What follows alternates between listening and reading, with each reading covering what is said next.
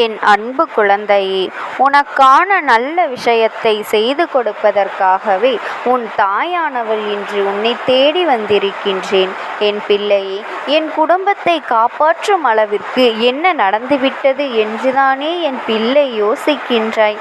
என் பிள்ளையே, உன்னுடைய வாழ்க்கையில் நடக்கின்ற சில விஷயங்கள் இப்பொழுது உனக்கு மிகுதியான வேதனையை கொடுத்து கொண்டிருக்கின்றது. உன்னுடைய குடும்பத்தில் சில விஷயங்களை இன்னும் 2 நாட்களுக்குள் செய்துவிட்டால் உன் குடும்பமே இனி எப்பொழுதுமே கதிகலங்கி நிற்கும் என்று அங்கே ஒருவர் கங்கணம் கட்டிக்கொண்டு உன் குடும்பத்திற்கான சில விஷயங்களை செய்து கொண்டிருக்கின்றார். அவர் யாராக இருக்க முடியும், எதற்காக இதுபோன்று செய்கின்றார்கள் என்பதனையும், அதை எப்படி உன் அம்மா நான் முறியடிக்கப் போகின்றேன் என்கின்ற தகவலையும் உனக்கு தெரிவிப்பதற்காகத்தான் வந்திருக்கின்றேன். இந்த அம்மா அடிக்கடி உன்னை தேடி வருவதனால் நீ உதாசீனப்படுத்தி விடாதே. உன்னை தேடி வருவதற்கு ஒரு காரணம் இருக்கும் அல்லவா? என் பிள்ளையே, சில நேரங்களில் சில விஷயங்கள் இந்த வாழ்க்கையில் உனக்கு நடக்கும் பொழுதெல்லாம் சற்றென்று அந்த விஷயத்திற்கு நீயாகவே ஒரு முடிவுக்கு வந்துவிடாதே. உன்னை சுற்றி என்ன நடந்து கொண்டிருக்கின்றது, ஏது நடந்து கொண்டிருக்கின்றது என்ற தெளிவு உனக்கு கிடைத்துவிட்ட பிறகுதான் எதிலும் சரியாக முடிவெடுக்க வேண்டும். அவசரப்பட்டு எடுக்கின்ற எந்த ஒரு முடிவுகளுமே சரியாக இருக்காது. ஆத்திரத்தில் எடுக்கின்ற எந்த ஒரு முடிவுகளும் சரியாக இருக்காது. அதனால் எந்த ஒரு முடிவாக இருந்தாலுமே சற்று நிதானமாக யோசித்து விட்ட பிறகுதான் நீ எடுக்க வேண்டும் என்பதில் எப்பொழுதுமே கவனமாக இரு. உனக்கென்று நடக்கும் சில விஷயங்கள் நீ யோசித்து பார்க்கும் பொழுது எதனால் எனக்கு மட்டும் இப்படி நடக்கின்றது என்று உன்னை எப்பொழுதுமே சிந்திக்க வைத்து கொண்டிருக்கின்றாய் அல்லவா? மற்றவர்கள் வாழ்க்கையோடு ஒப்பிட்டு பார்த்தோயானால் நம் வாழ்க்கை மட்டும் எப்பொழுதுமே ஒரு தனித்துவமாக இருப்பதை கண்டு நீயும் ஆச்சரியப்பட்டுத்தானே செய்கின்றாய். கஷ்டமே இல்லை என்று மற்றவர்கள் சொல்கின்றார்கள். ஆனால் நாம் மட்டும் ஏன் கஷ்டம் கஷ்டம் என்று சொல்லிக்கொண்டே இருக்கின்றோம்? இதை நீ யோசித்து பார்த்திருப்பாயானால் இப்பொழுது உன் அம்மா நான் உனக்கு புரிய வைத்து கொண்டிருக்கின்றேன். என் பிள்ளையே, எப்பொழுதுமே நாம் எந்த ஒரு விஷயத்தை மீண்டும் மீண்டும் பதிவு செய்கின்றோமோ அந்த விஷயமாகவே நம் வாழ்க்கை மாறிவிடும் என்பதனை நீ மறந்து விடாதே.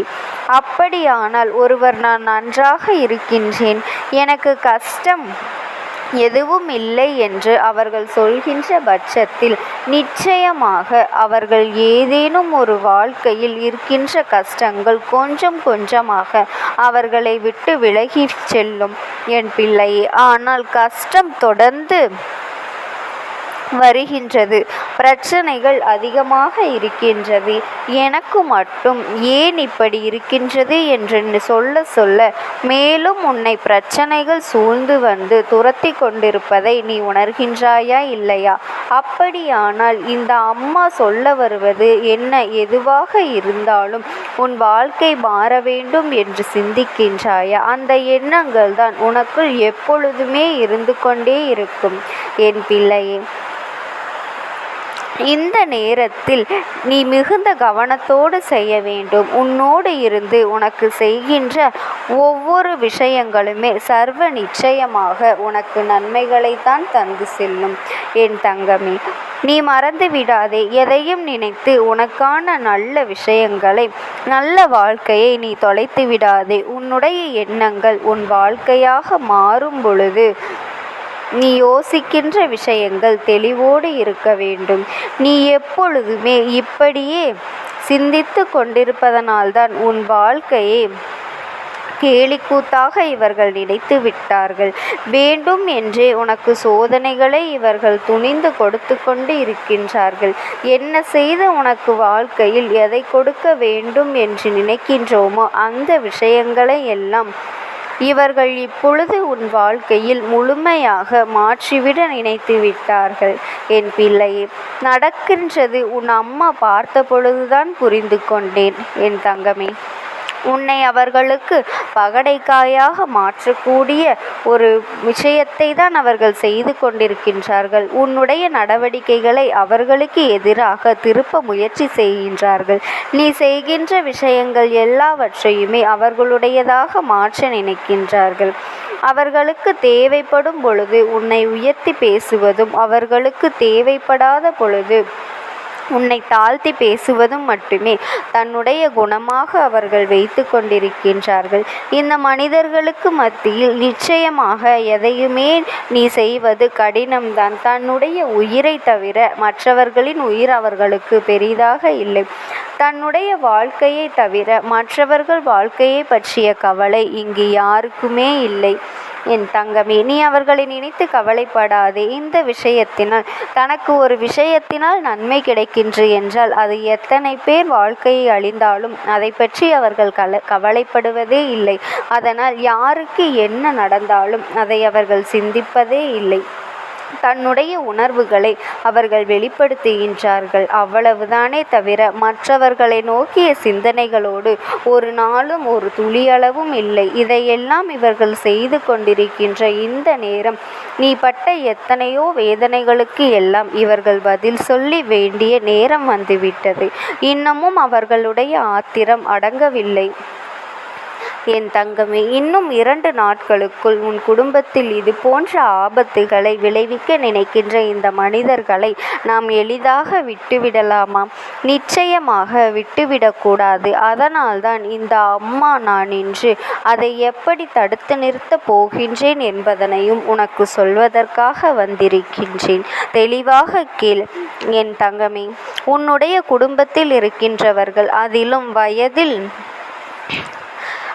வயதில் பெரியவர்கள் இங்கிருந்து இந்த உலகத்தை விட்டு நிரந்தரமாக செல்ல வேண்டும் என்று நினைக்கின்றார்கள். அதற்கு என்ன காரணம் தெரியுமா? பெரிய ஒருவர் இருப்பதனால்தான் உன் குடும்பத்தை நெருங்க முடியவில்லை. அவர்கள் எல்லா விஷயங்களிலும் தலையிடுவதனால்தான் எந்த விஷயத்திலும் இவர்களால் தலையிட முடிவதில்லை.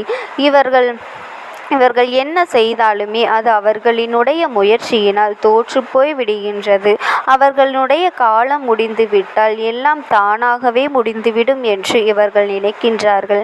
அதற்காகத்தான் இன்று இந்த விஷயத்தை அவர்கள் வாழ்க்கையில் நடக்க வேண்டும் என்று நினைத்து திட்டம் தீட்டிக் கொண்டிருக்கின்றார்கள்.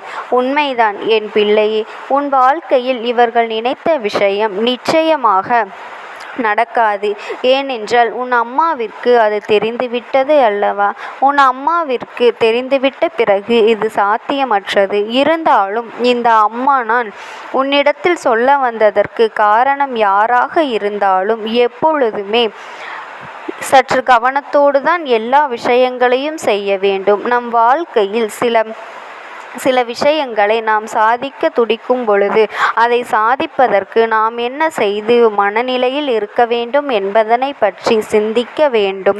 நாம் நினைத்ததை எல்லாம் நிச்சயமாக இந்த வாழ்க்கையில் நீ அடைய வேண்டும் என்று நம்முடைய எண்ணங்களை பொறுத்ததுதான் என் தங்கமே. அதற்காக நீ எதற்காகவும் கவலைப்பட்டு கொண்டிருக்காதே. இந்த அம்மாவினுடைய அன்பும் ஆசீர்வாதங்களும் உனக்கு எப்பொழுதுமே முழுமையாக கிடைத்து கொண்டே இருக்கும். ஓம் சக்தி. ஓம் ஆதிபரா சக்தி.